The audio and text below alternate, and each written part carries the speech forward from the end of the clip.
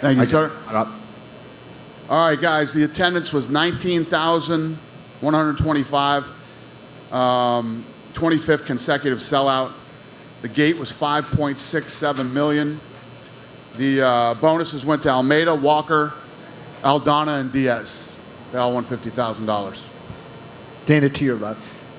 John Kavanaugh put out, did you see the tweet that he put out before I asked you about the fights? He said that he and Johnny Walker were forced to leave the arena. Johnny had no shoes on. They weren't allowed to stay, watch the fights or anything. Do you know what went on?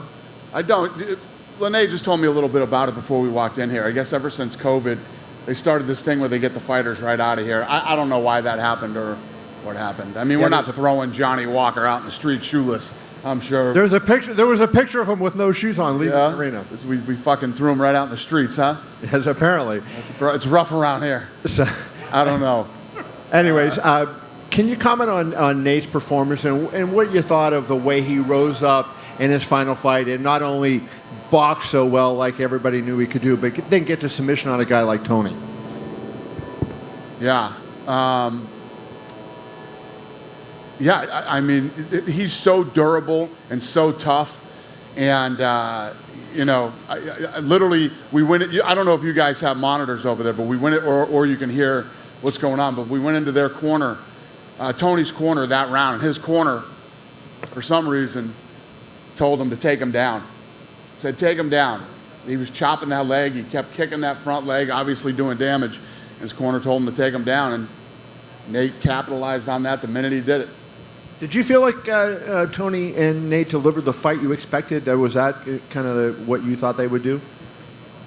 Yeah, I think so. You know what I mean? Listen, they're both older guys that have been around here for a long time, and it was what I expected. What do you make of what Nate said, that he's open to a return to the UFC? Obviously, he said he's going to do something else, but open to a return down the road. I mean, you know, obviously he's 37 now. No matter what Nate does from here on out, I mean, the kid, this is his house. He's been here forever.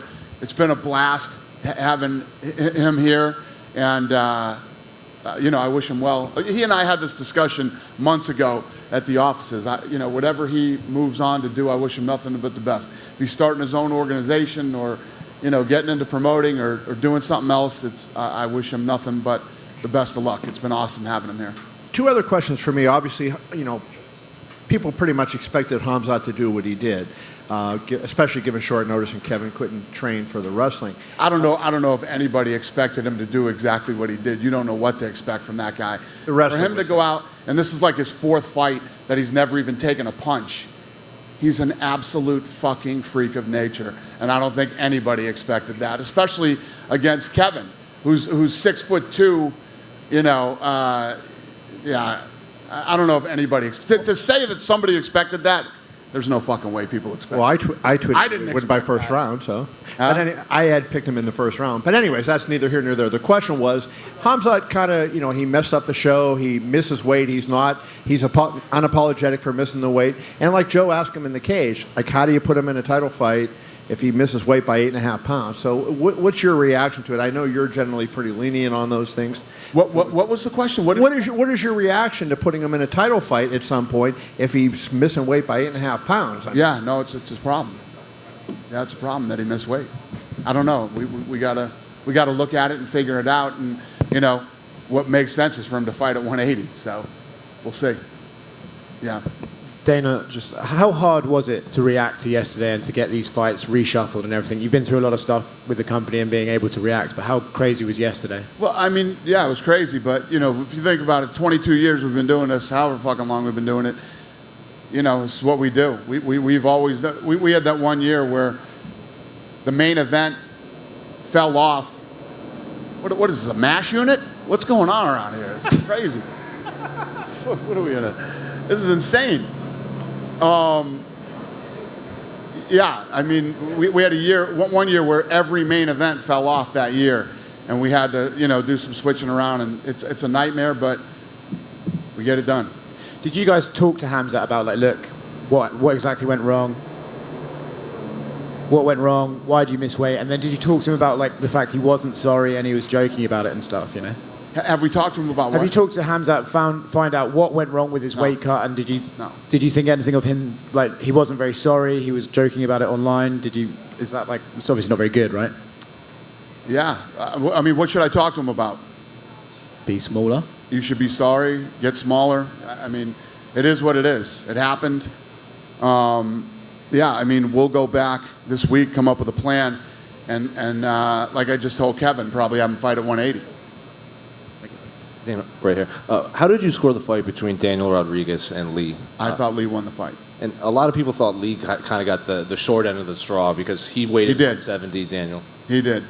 They're right. You're right. The judges were wrong, in my opinion. It wasn't even like I was like, wow, that could have gone either way. I was shocked when they said split decision. Is there an update on Chris Barnett? Looked like something was wrong with his face when he was leaving the prelim. Yeah, he was discharged, right? Yeah, he was discharged. He's fine. But there was nothing, like the commentary thought there was like nerve damage. He had a nasal fracture. And, what did you make of the Irene Aldana knockout? First time we see a kick to the liver off her back. Yeah, I didn't realize what happened until I saw the replay, and I thought maybe she broke her rib. And then, yeah, that was pretty impressive. What do you do with Tony Ferguson moving forward? Do you want him to stay at welterweight? Do you want him to go back down to lightweight? I don't know. Right here, right now, I don't know. He had also said at Media Day that a tough season between him and Khabib was actually greenlit by everyone, and they're just waiting on Khabib. That what was greenlit? A season of The Ultimate Fighter between him and Khabib. He said that it was greenlit by everyone, and they're just waiting for Khabib. No, I don't think we said Did I say we greenlit it? That's what Tony said at Media Day. Oh. Yeah. We haven't even started talking about The Ultimate Fighter yet. Hey, Dana. Hey. How early yesterday did you guys know that Khamzat was going to miss weight, and how early did you guys start to kind of try to figure out what to do? We didn't know till he would. Well, I mean, we knew he was having trouble cutting weight early. Yeah, what time? I mean, what are you asking me? Yeah, I mean, before he weighed in, you guys had an indication that he may not make weight. So already you guys are kind of scrambling to try to figure out what would happen if he missed weight and what you guys would do? Well, wasn't that we were scrambling if he was going to, we knew he was going to miss weight. The doctors went up to see him. When the doctor goes up and the doctor calls the fight off, if you're dancing around the question that there was some conspiracy theory that no, okay, because there's some fucking lunatics on the internet that think that this was all staged and planned and whatever. If you think that the crazy dudes that we had here this week could be orchestrated into something that would be, you're literally out of your mind. Yeah, this all happened, and we had to deal with it, and I just couldn't wait to get tonight over with. And then what are the conversations like with Nate and Khamzat yesterday? Because obviously Nate was like, I'm not fighting that guy if he's that heavy. So what are those conversations like? Yeah, well, we knew as soon as he wasn't going to make weight that the fight wasn't going to happen. Right. You know, forget about Nate. The athletic commission wouldn't have let the fight happen at that big of a weight discrepancy. So, yeah. So you immediately start getting to work, figuring it out. What are those guys saying to you? Like, what is Nate saying? What is Khamzat saying? As far as like what happens next? Like when you're discussing like what the next day is going to look like, who they're going to be fighting. What are they saying? Are they agreeable? Are they not agreeable? I don't want to listen. They're going into something like that. There's obviously a lot of emotions and you know, you got guys that are cutting weight, and you know it's always work to get it done, and you know you just got to put in the time, walk these guys through it, and you know it's not fun. It's not fun on this side, but you get it done. And then just last thing for me with Nate, is this just like another kind of chapter in the weird like Diaz lore? The week starts, Khamzat's the opponent. The week ends, and he's submitting Tony Ferguson in front of a sellout crowd. I mean, just another kind of chapter in that crazy book that those two brothers have written. Yeah. Yes. Dana, can you expand on that, Dana, please? What's that? Can you expand on that? No. I mean, I don't even know what to say. It's just, this is a crazy business, man. It's a crazy business that we're in. And That's why everybody's always asking me about, what are you going to do to this guy, and what are you going to do to that guy, and what are you going to do, You guys don't know 90% of the stuff that goes on behind the scenes. It's the business that we're in. This is a crazy business. It's a tough business. It's not as easy as it looks. That's why all these guys that say they want to get into the fight business. Careful what you wish for. Not as easy as it looks. Dana, question on the business there. Is there a risk that Conor against Nate 3 might happen outside of the UFC now that Nate is out of contract? I have no idea. I have no idea. That's not something that keeps you awake at night, no? Not much keeps me awake at night anymore. They have 2 of the biggest pay-per-views in UFC history. Should that keep me awake? No, it doesn't. Not much keeps me awake anymore. We roll with it, man. I've been doing this for a very long time, and we roll with the punches, pun intended. Thank you. Hey, Dana, right over here, in the back, in the middle. Yeah. With Irena's performance, a lot of people are talking about, did she just lock in a potential title shot against Amanda Nunes at 35? I just wanted your thoughts. I mean, is there competition between her and Ketlin to see who would get the next one, or did Aldana do enough? We love Aldana.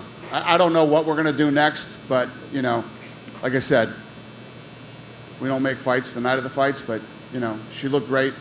She's awesome. We love her. What an incredible way to finish a fight tonight, and we'll see what's next for her. To clarify something you said earlier, you say you like Khamzat at 180. Are you talking about more catchweight fights for him, or do you mean a full move up to 185 middleweight? Yeah, that's what I meant. Thank you. No more catchweight fights. Dana, to your right, Yeah. down here. Chris Barnett had one of the more exciting opening rounds of the card tonight. Was there any discussion of giving him any fight of the night bonuses? Who? Who did what? Yeah. Was he not eligible because he had missed weight? So, I know. yeah, that's a bummer for He that missed guy. weight, Yeah. but I'm gonna Good to see about him. take care of him. I'll do a little something for him. Great. So after the card was changed and the main event was changed, how much of a bump did you see on social media in terms of how this fight was trending?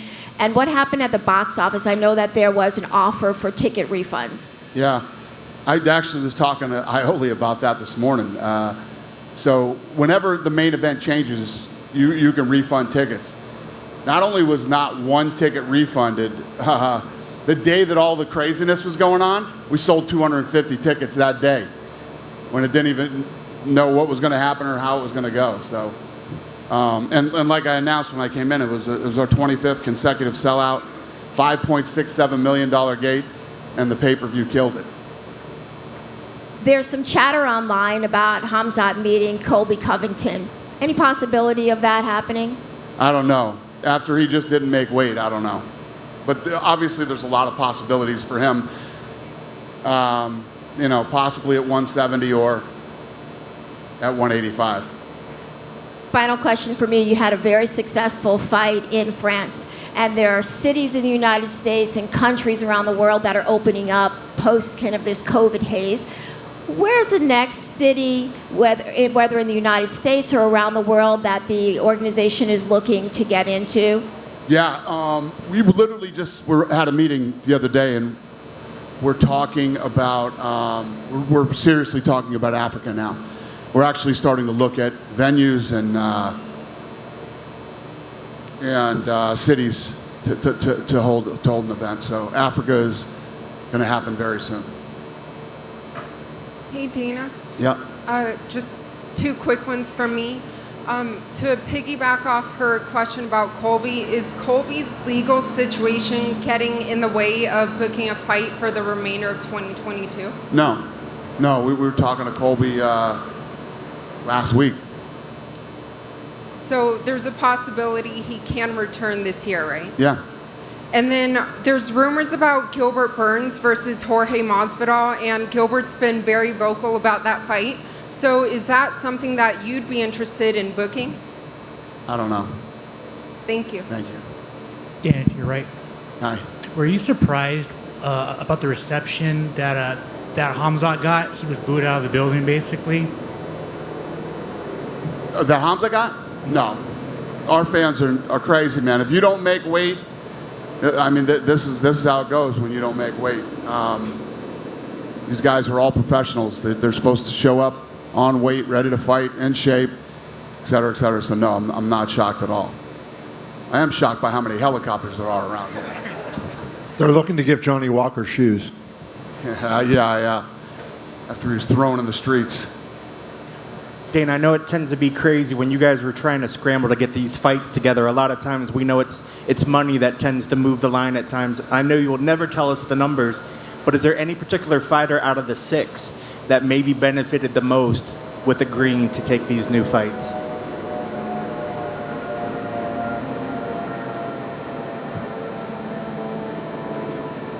Is there a fighter that benefited the most from what? Money-wise, like who got the biggest bump for agreeing to switch fights? Who got the biggest bump? Well, these guys all have deals. So none of the money changed for them to switch the fights? They just took the deals going in? Everybody has a deal. Thanks, Dane. Yeah. You done with me? Thank God tonight's over. Have a good one.